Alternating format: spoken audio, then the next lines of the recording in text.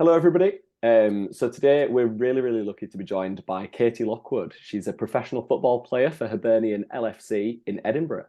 Katie's from Huddersfield, so she's a local girl in West Yorkshire, very near to Halifax and the Calder Valley area. She's joining me today as part of the build-up to our fun football development event aimed at encouraging young girls into taking part in the fantastic sport that is football. So thank you for joining me for this interview today. I know a lot of children in the Calder Valley will be excited to watch. So thank you for taking the time out of your day. Of course, thanks for having me. Yeah, no problem. So the first question I wanted to ask you, Katie, is what got you into football in the first place? So I have an older brother, and he was always playing. So growing up, I was watching him every weekend, and we'd like play in the garden. And I just liked it. I just enjoyed it. I wanted to be like him growing up. So yeah, I guess started playing that way, just playing in the garden, and then my mum and dad took me to my local team, and then that's how it started for me. Excellent. And grassroots football teams can be so important in getting people involved in the game. I know that from my experience as well, as we started at the same team when we were much younger. So what was your experience like playing football as a young person in school, as a young girl in school? Yeah, so I mean, I started playing when I was 5. Went to my local boys team, which was Dalton Dynamos.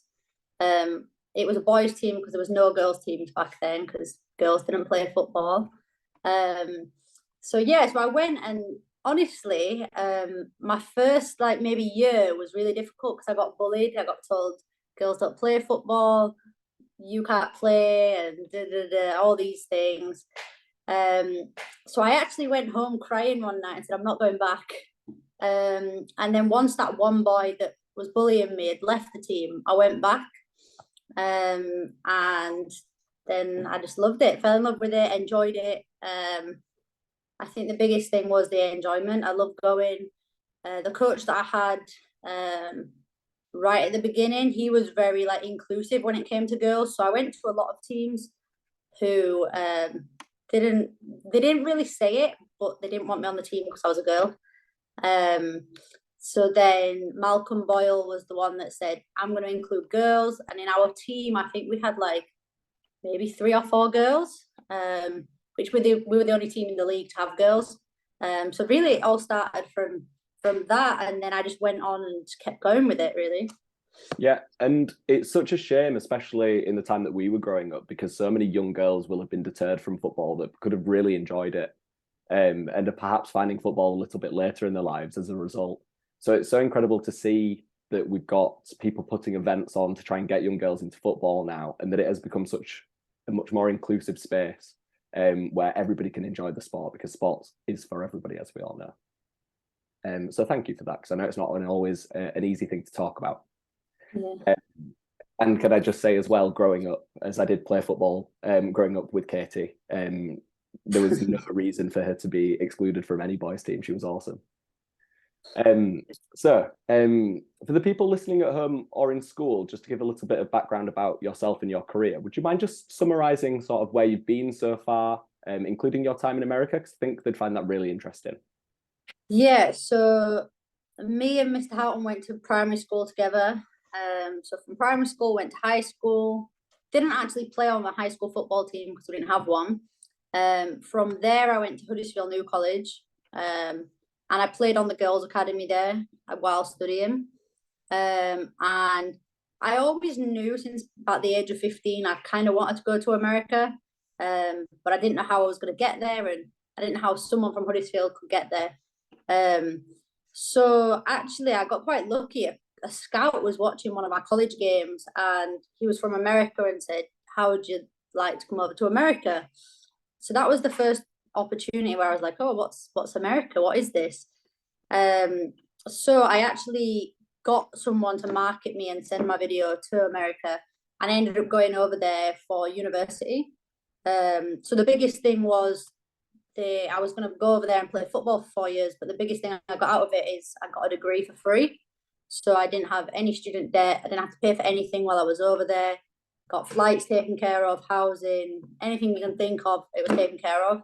And I went over there, and for playing football, I got my degree for free. So a typical day, I went to school maybe 8 till 12, and then we had football at 2. And then like we were in the gym maybe at 6:30 in the morning some mornings. So it really was kind of like the professional setup, and I felt like a professional athlete over there, because they put so much money and funding into the football, especially for the girls, which is the biggest reason I wanted to go over there, because in America, especially compared to England, you're treated as like an equal. Men's and women's are very equal. They promote the game very the same. So yes, that was the biggest reason I went over there. And then from that, I graduated in May 2020. And then it just kind of opened up a lot of opportunities for me. I didn't really know where I wanted to go or if playing professional was possible. And then because I'd played in America and the experience I had, I ended up finding myself in Cyprus. So I got an agent to help me with it. And I ended up in Cyprus playing for Poland Ladies. Went there, was there 18 months, played in the Champions League, won the league with them. Really good experience. And then from there, I ended up going to Sweden. So last January, I transferred to Sweden, played for Keith Orebro in the top league over there. Then finished the season there in November and ended up at Hibernian in Scotland now in January. So that was a very short run through of my career from like 18 to now. But yeah, just different opportunities come up along the way, and I've just kind of like rode the wave with it and gone with it, really. Yeah, and it's been so excellent to watch from the outside looking in, and sort of keeping tabs on your career. It's been really exciting for somebody that used to play football with you and used to know you quite well. It's been great to keep an eye on. And what I think is so incredible is not only that you've been able to do all of this playing the game that you love, but you've been able to travel to so many places and meet loads of new people and have all of these excellent experiences through the sport, which I think is just absolutely incredible. So well done. Hats off to you. Thank you. So one thing, and you touched on it briefly there, which I thought was really important, is so when you went over to America for university, do you think it helped you with your football and with everything with moving over there to really sort of focus on your education alongside playing football? I know sometimes you can look at these two things quite separately and people think, oh, well, if I'm good at one, I can't be good at the other. But I think it's definitely not true. You can definitely be good at both. And I think it's always good to make sure you try and prioritize both to make sure you've got lots of options. Yeah, absolutely. I mean, school is so important, and anyone that tells you it's not is absolutely lying, because I would never have got the opportunity I got to go to America without having good grades. So the biggest thing, the number one thing that the coaches in America said to me is the first question they ask, how are your grades? How good are you in school? Do you turn up to your classes on time? Are you late to class? How many absences have you had? They're all the first questions.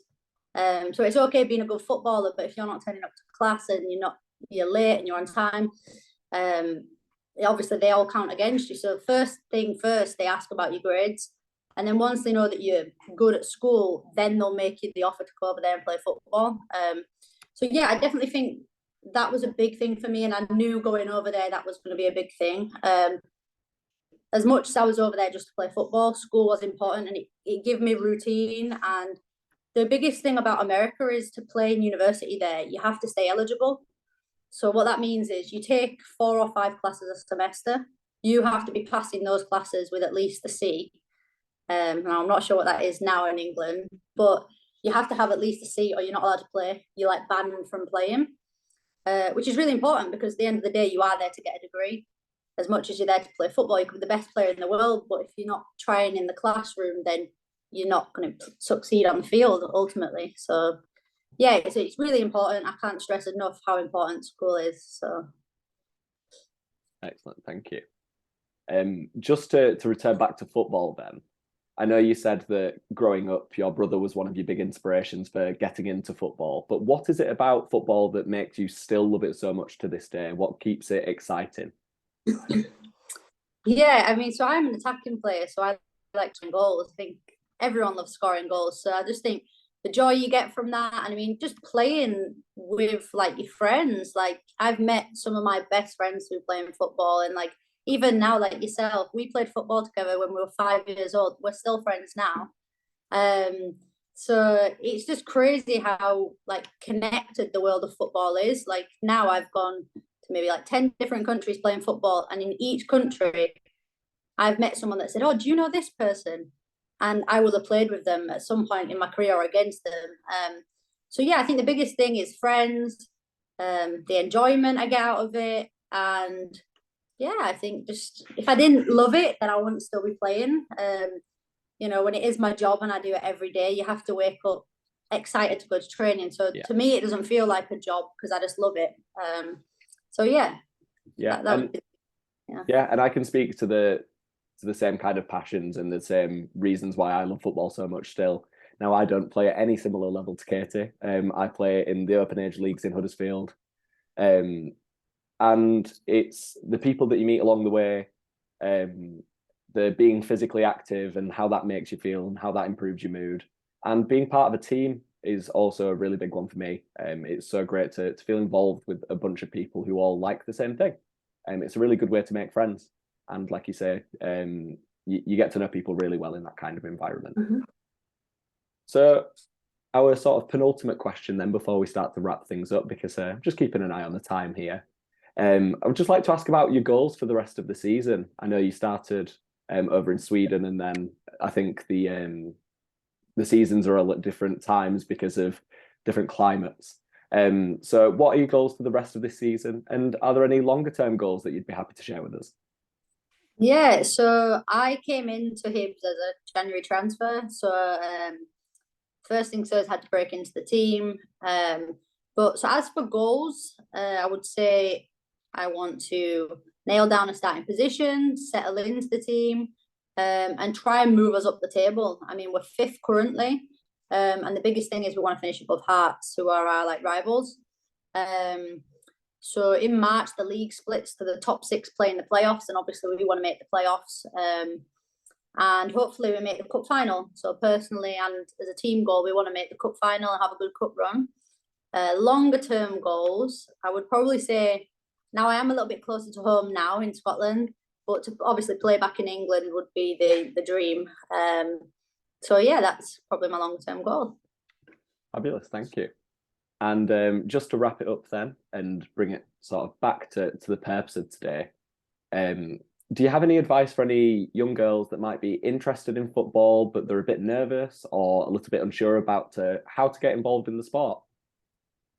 Yeah, absolutely. I mean, I was once that little girl that was really nervous and too shy to go to the football practice, and I went on my own and didn't speak to anyone. But I think the biggest thing is take that leap of faith because you never know where it's going to take you. You don't know the friends you're going to meet. You might play and absolutely love it and never want to give it up. But you might be the next Buddy Shaw, the next Lucy Bronze. So I would just say, keep going with it. Give it a try. If you don't enjoy it, that's fine. You could find something else to try. But if you do, then maybe you can end up in my position as well. Fabulous. Thank you so much. I couldn't have put it better myself. And just to say again, Katie is only from up the road from Halifax. She's a Huddersfield lass. So if Katie from West Yorkshire can do it, you can do it too.